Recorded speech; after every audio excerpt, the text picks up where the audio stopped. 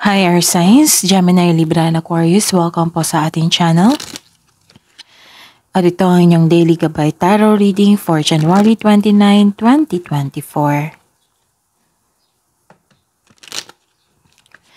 Please be reminded that this is general reading po, so maaari kayo makarelate o hindi. Just take what resonates. Gamitin ang reading na ito bilang gabay lamang.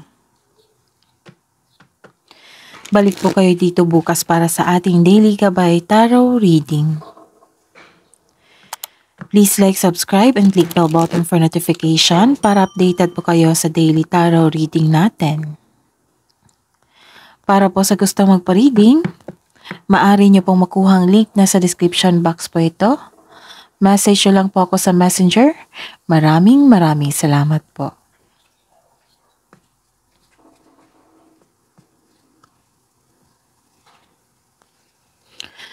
Spirits guides, ano po ang ganap sa araw na ito para kay Gemini, Libra, and Aquarius ngayong January 29, 2024. May nakikita akong party dito or social gathering. Pwede ding meeting.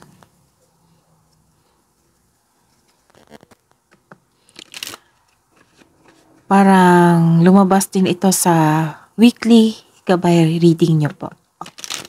So, check nyo po.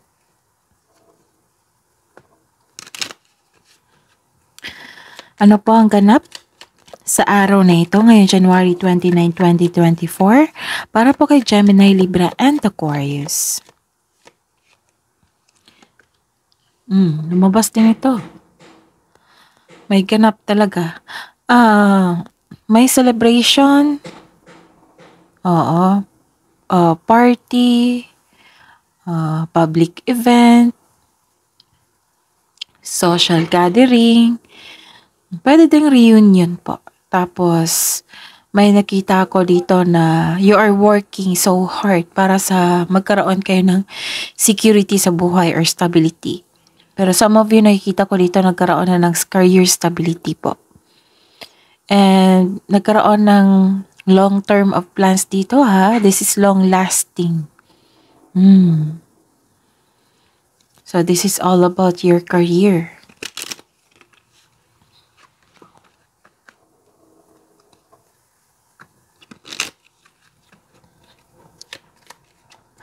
Ano po ang ganap sa araw na ito ngayong January 29, 2024? Kay Gemini, Libra, and Aquarius ngayong January 9, 2024. Malaki ang influence ng taong ito, ng lalaking ito sa buhay mo. Maaring ama mo siya, husband, uncle, kapatid, anak. Pwedeng nagbigay ito ng peace of mind sa inyo, saya or tulong. Pwede ding magbigay po siya ng sakit ng ulo. Okay.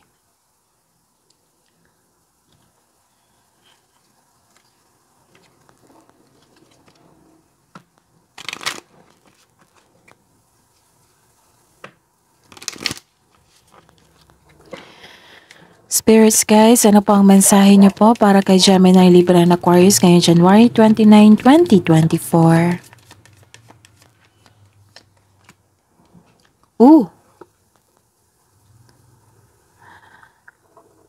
This is transformation. Consider this as a new beginning sa inyong buhay. This is transformation. A fresh new way of living emerge. So consider this a phoenix is rising or risen or kung ano. Anong tawag nito? This is a new beginning pagbangon mo. Like for example, kahapon, disappointed ka. Ngayon, you are back on your track. Pwede ding bagong yugto sa inyong buhay. Pasensya na po sa ingay. Maingay po yung kapitbahay namin. Sana Hindi nyo narinig. Oo, focus lang po kayo sa akin, okay? Ano po ang mensahe po para kay Gemini, Libra, and Aquarius ngayong January 29, 2024? Celebration din ito eh. Savor your life. Celebration. Passion and pleasure. Passion and pleasure.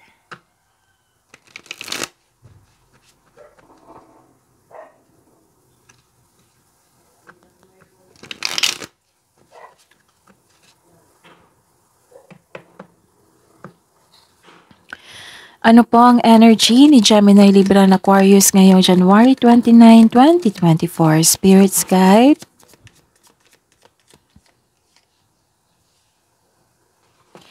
Clarification of this card po.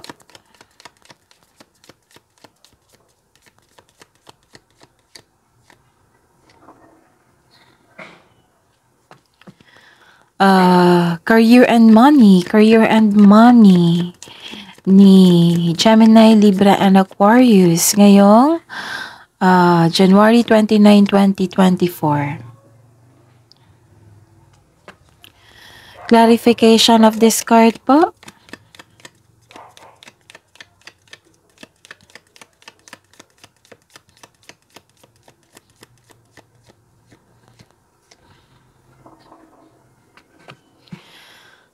Love and romance, self-love, partnership, and romance ni Gemini, Libra, and Aquarius ngayong January 29, 2024.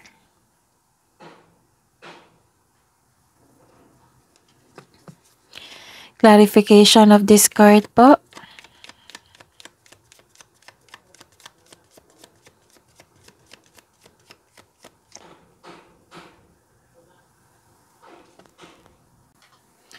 By the way, Gemini, Libra, and Aquarius, please visit our channel po. Scroll down nyo lang po. Andun po yung 2024 gabay tarot reading nyo po. Yes, 12 months po iyon. Uploaded po yon noong December 2023 po. Para po sa 2024 gabay tarot reading nyo po. So, please visit our channel. And may upload po tayo, bagong upload. Check nyo po sa channel natin. Scroll down.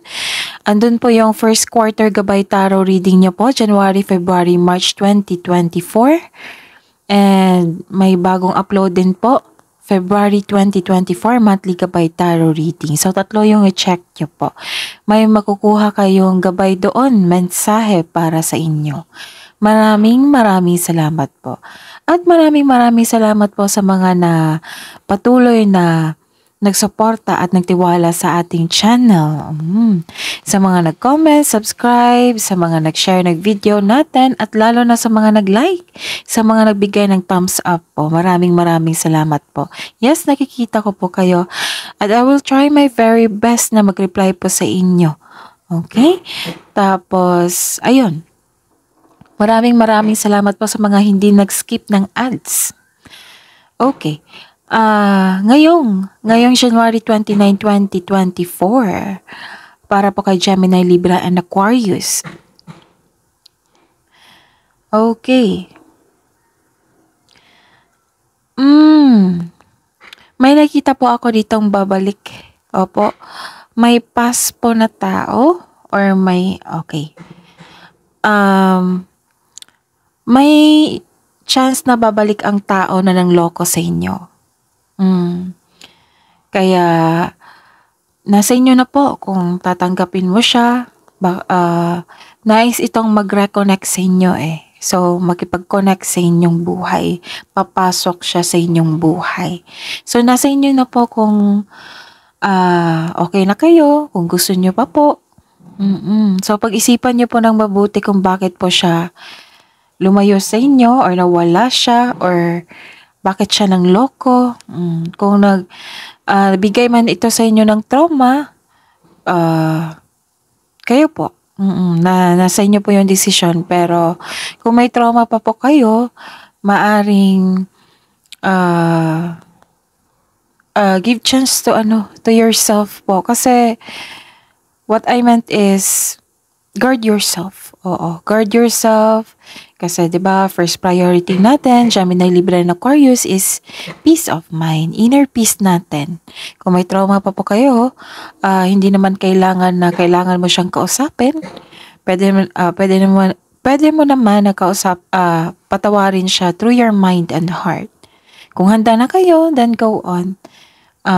Kung gusto niyo ng mag-closure, then magbigay ng mm, magbigay ng tamang komunikasyon na hindi kayo mag-away para mas magkaroon ng healthy disconnection po. Kung gusto niyo makipag-disconnect sa kanya. Basta po nakikita ko po dito na babalik po siya. Oo, itong manloloko na tao. Maaring ito siyang taong ito. Na magbibigay sa iyo ng sakit ng ulo. Tapos ingatan niyo ang araw niyo ngayon ha. Baka mas distract kayo sa taong ito kasi past ito. Okay? Gemini, Libra, and Aquarius. Importante sa atin yung inner peace natin. Protektahan yung sarili. Okay. Tapos ingatan nyo rin. Sabi po ng card na, ingatan nyo ang sarili nyo kasi may chance kasi na babalik kayo ulit sa pagkakamali nyo. So, kung hindi pa ito nangyari, kailangan nyo, kung may nagbigay ng opportunity sa inyo, na kailangan nyo magbigay ng decision, kailangan ng pag-isipan ng mabuti. Okay? Bago maggawa ng big decision. Pero kung sa negosyo ito, makabangon po kayo ulit. Kung sa negosyo kayo, makabangon kayo ulit from bankruptcy. Makabangon kayo ulit. Okay, so 3 yun ha. Makabangon kayo ulit from bankruptcy kung kayo po ay negosyante. Yung isa is may babalik po sa inyo, galing past. Pero wala akong nakikita dito na maghihingi siya ng sorry. Basta po babalik po siya sa inyo, makipag-reconnect siya sa inyo. So mag-ingat po sa kanya. Kung may trauma kayo, pwede niyo siyang patawarin through your mind and the heart. Pero kung may trauma pa talaga, huwag niyo siyang kausapin. Protect your inner peace, okay? Tapos, kung may opportunity, kailangan nyong pag-isipan ng mabuti para walang sisi, okay? Sabi po ng card dito. Ano pa ang mensahe? Pero may nakita ko dito na parang iniwasan nyo. Parang iniwasan nyo. Itong past na ito, may unhealthy kayo na connection sa past. Kaya pinag-iingatan kayo. Okay? Ano pa ang mensahe?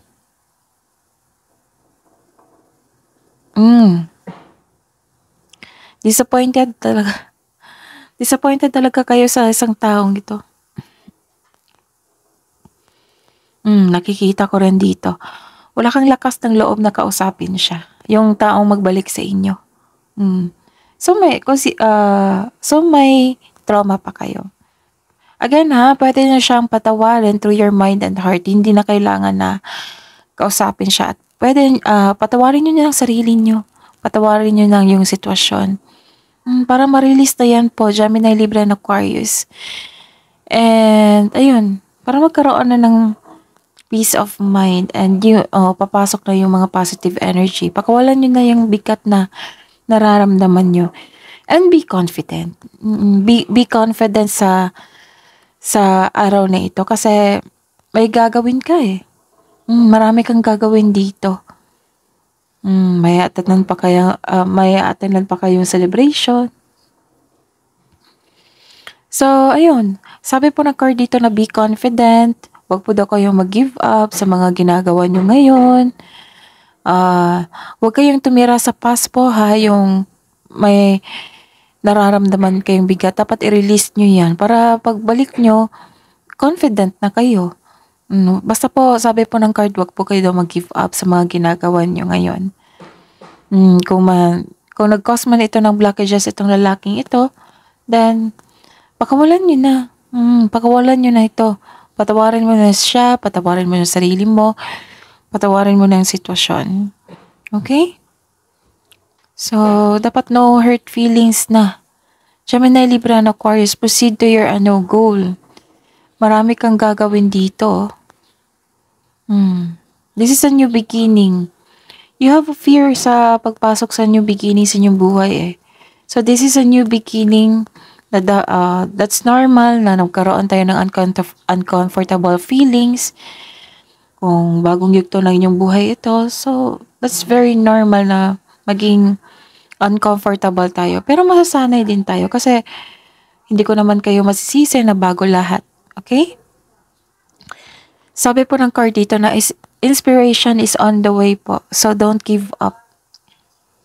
Your body and soul will heal but that healing will take time. Yes, ang healing talaga is process yan eh. Hindi yan, kung mag-decide ka ngayong araw na ito na mag-heal, hindi yan agad-agad.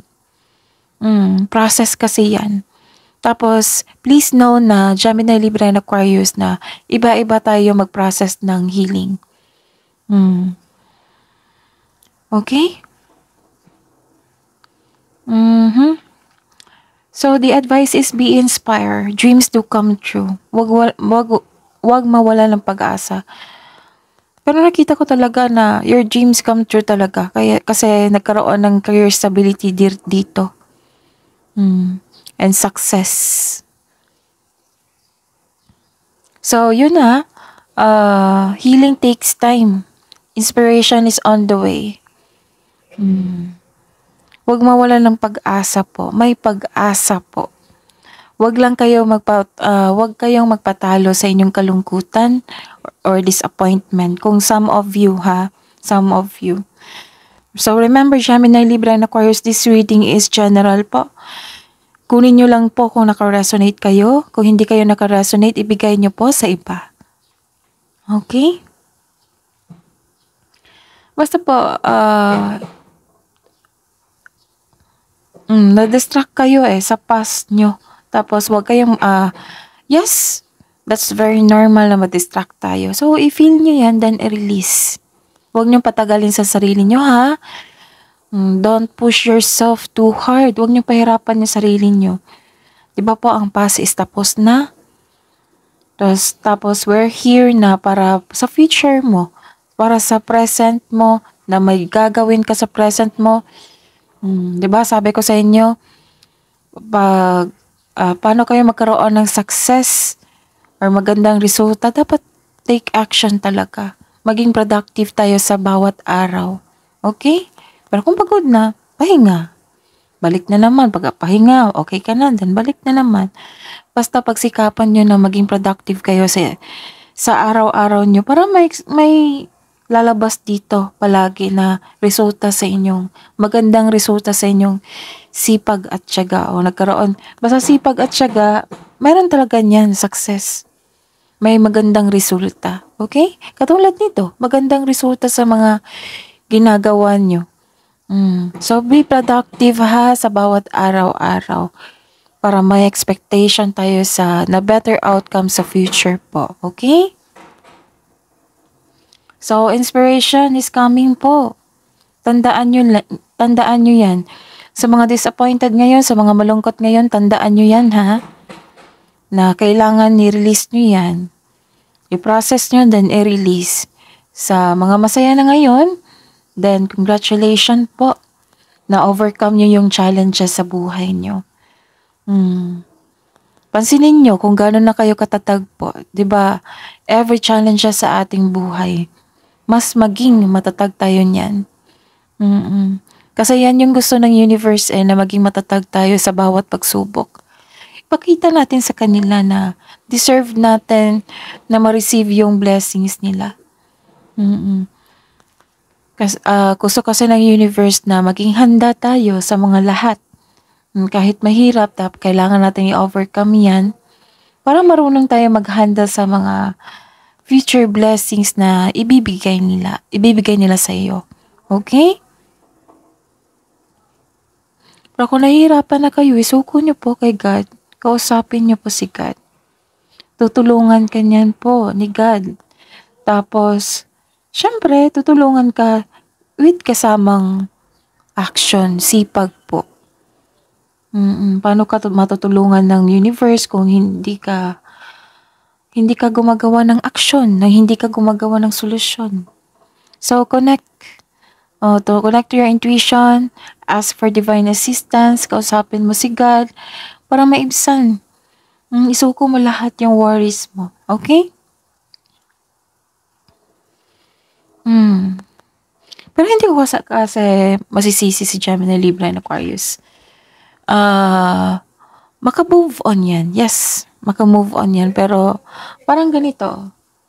I will forgive but hindi ko makakalimutan yung ginawa mo sa akin.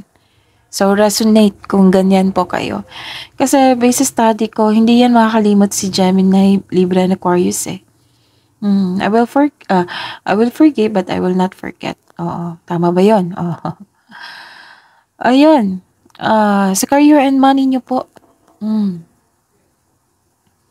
Inom muna ako tubig po. Saglit po.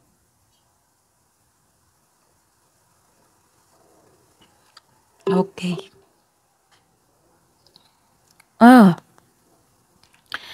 Sa career and money nyo po. May concern kayo sa...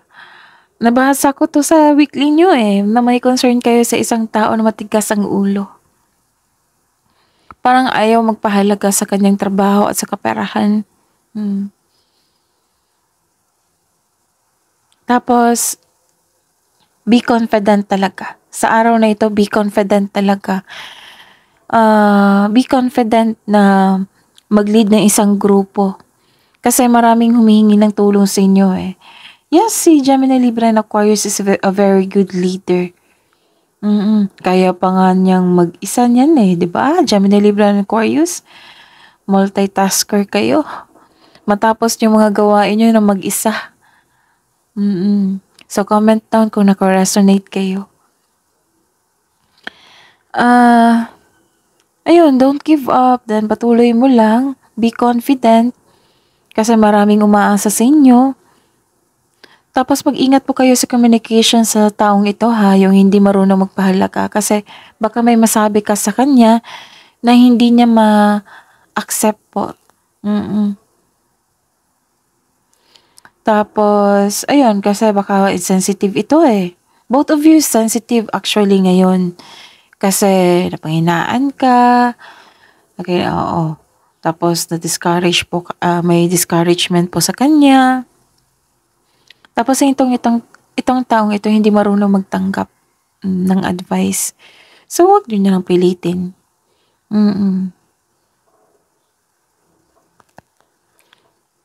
May nireject kayong isang tao na gusto makipag-usap sa inyo. Oo, ito yun eh. 'Di ba sabi ko sa inyo may babalik sa inyo, tapos distracted ka, tapos ayaw mong kausapin. Nakikita ko dito na may tao na gusto makipag-usap sa inyo pero ayaw niyong kausapin. Yes, baka nagbigay nito ng trauma sa inyo or sakit ng ulo. So, protect your inner peace. Naiintindihan ko kayo. Okay?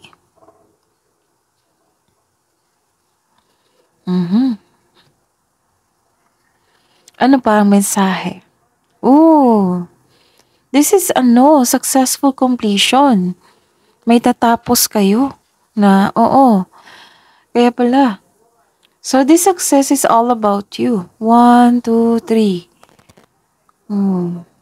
And 4 pala. 1, 2, 3, 4.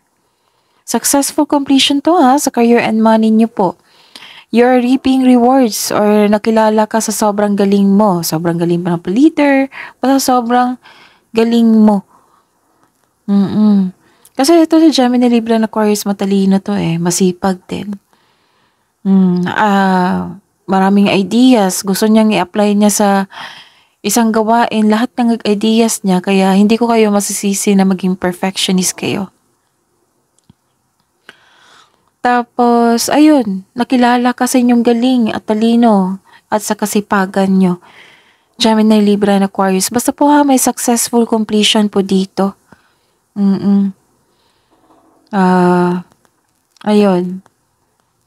Successful completion. May nakita ko dito may matanggap ka na reward or recognition sa trabaho mo. Meron din ako nakikitang promotion o pagtaas ng allowance or sweldo. Para sa mga negosyante, may positive review dito. May positive review ka galing sa client or sa customer. May ganap talaga na celebration po. 1, 2, 3. Consider this 4. This is new beginning is transformation. Pagkilala, oo, nakilala ka. Tapos bumangon ka, ganun. So, basta po, this is celebration and this is celebration. By celebration mo naganap, successful completion po. Okay? 'Di ba? Ito yung sabi ko sa inyo, Gemini, Libra, and Aquarius. Basta maging productive po sa araw-araw para may expectation pa po tayo sa future natin. Ito ang successful completion na ito. Ito yung celebration na ito. Ito yung resulta sa sipag at tiyaga nyo na ginawa nyo before. Kaya, ayun. Sipag lang po sa araw-araw. Sa buhay pag-ibig at sa buhay pag-ibig, love, self-love, partnership, and romance. Okay. May tampuhan. May nakita kong tampuhan dito. May nakikita kong tampuhan po dito. Parang nalilito kayo sa desisyon. Ano po yan? Ano po yung problema nyo? Bakit nalilito kayo? May tampuhan, hindi nagkaroon ng balanse sa araw na ito sa inyong relasyon, sa inyong sarili din. May nakita ako dito na pwede din sa partner nyo ito ha, or pwede din sa kasamahan nyo dyan sa bahay, or sa trabaho, pwede din. Basta po may naging dependent po sa inyo. Pwede din sa career to ha, kasi may nakita ko dito naging dependent sa inyo. Oo, kasi humingi siya ng tulong sa inyo. Hindi siya marunong magpahalaga kasi umaasa siya sa inyo. Lumabas din siya dito. Umaasa siya sa inyo umaasa siya sa inyo kasi nakita nila na kaya mo. Gemini, Libra, and Aquarius. Basta po may nakita ako dito ng dependent po sa inyo. Pwedeng partner nyo, pwedeng kasamahan nyo dyan. So sabi po ng card na to fix the imbalance, look inward to see where you can find the source of this harmony. Subukan nyo po na mag-isip, mag-recollect kung bakit nagsimula ito, kung saan nagsimula itong pagkakaroon ng dependent po ng inyong kasamahan dyan. Para mabigyan nyo ng solusyon po. Tapos, ayun.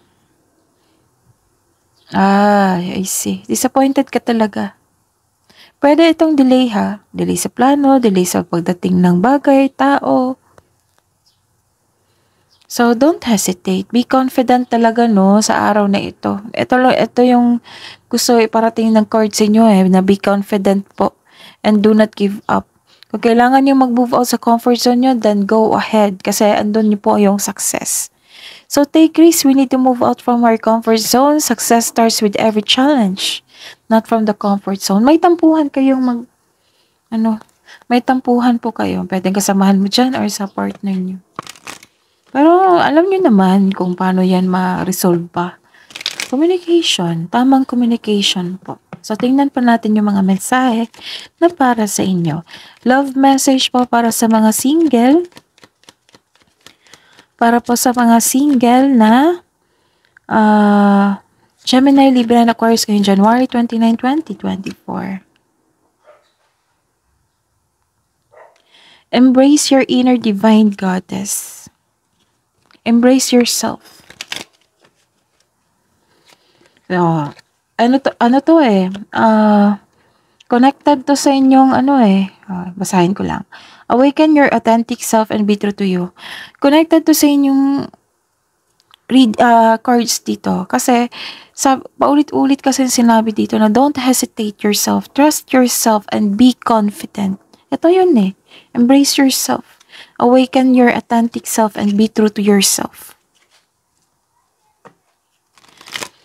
Baka napahinaan kayo ng loob, Gemini, Libra, and Aquarius kasi pagod kayo. Kung pagod kayo, then pahinga, tamang pahinga, tamang kain, tamang tulog.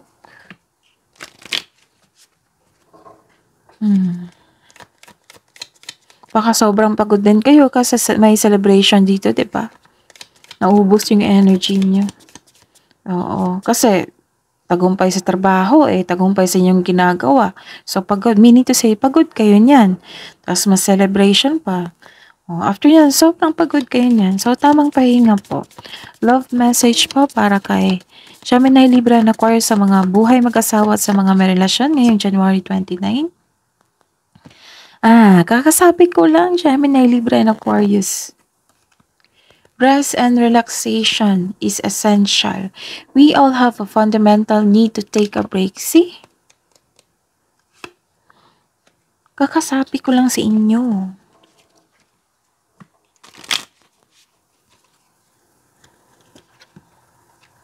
Get to know each other, learn to meet another.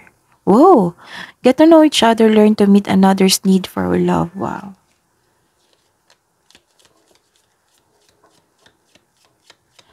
Love message po para sa lahat.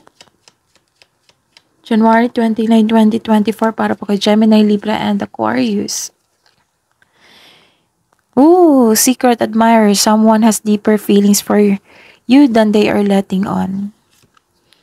Wow, sexual union, no? Honor the place in one another where you are one eternal soul.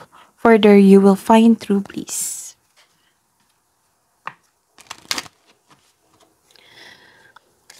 Wisdom message po para kay Gemini, Libra, and Aquarius ngayong January 29, 2024. Think big for your future. May potential na maging successful. And confrontation, pick your battles wisely. May kausapin talaga kayo dito yung ayaw niyang makinig, yung hindi marunong magpahalaga, may kausapin po kayo.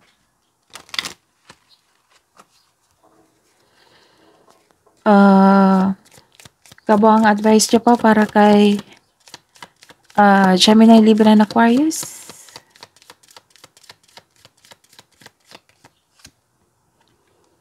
Okay. So, freedom. You're free to do what you choose. And speaker, your life purpose involves your skills of oration.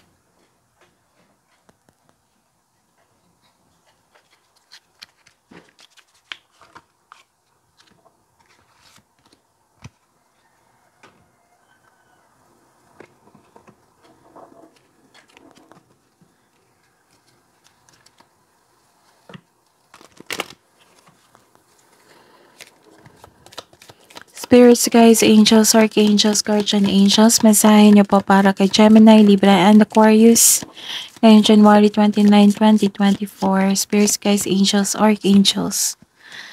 Brilliant idea. Sabi po ni Archangel Uriel, yes, your idea is divinely guided. Please take action to bring your idea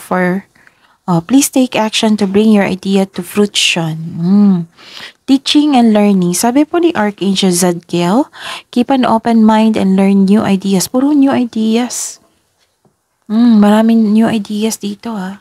So new ideas is a blessings po ha, Gemini, Libra, and Aquarius. Keep an open mind and learn new ideas, then teach these ideas to others. Yes, ideas is a blessing po. Pwede nyo yung i-share po sa iba. Okay? Para, ayun. That is your reading po, Gemini, Libra, and Aquarius for today, January 29, 2024. Again, maraming salamat po sa mga nanonood, sa mga nag-comment din, sa mga nag-like and subscribe. Maraming salamat po. Please like, subscribe, and click bell button for notification para updated po kayo sa daily tarot reading natin. Maraming salamat po.